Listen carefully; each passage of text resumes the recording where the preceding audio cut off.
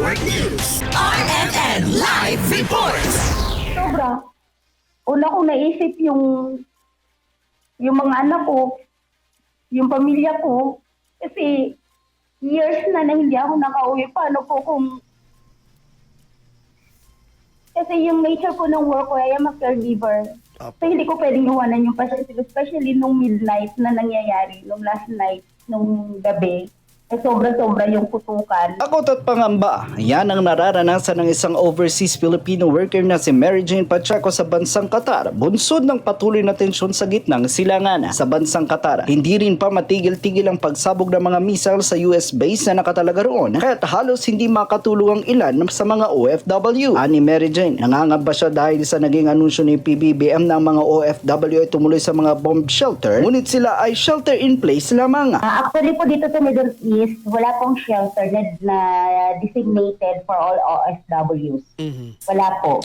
Pag wala pong shelter in place, siya po yung utos from both governments, from the government of the Philippines at saka government po din po ng Qatar na wala pong lalabas.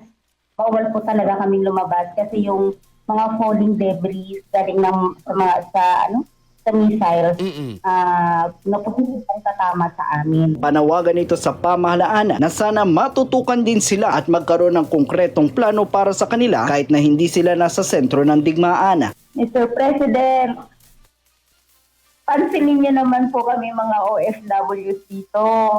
Huwag naman po yung nakikinig lang kayo sa iba na hindi niyo po talaga alamin kung ano yung totoo.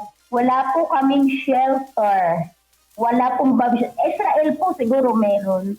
Pero dito in Qatar, in Kuwait, and in other parts of the Middle East, wala po.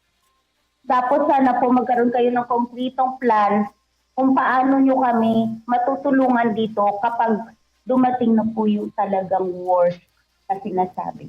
Nang mabalita naman ito ang pagkakasawi ng kapwa nito Pangasinense, ibinahagi pa rin ito ang kanyang dedikasyon na maalagaan ang kanyang pasyente at hindi ito iwanan. Kasama mula rito sa IFM Dagupan, ako po si Idol Matthew Pacheco, Tatak, RMN. RMN Network News.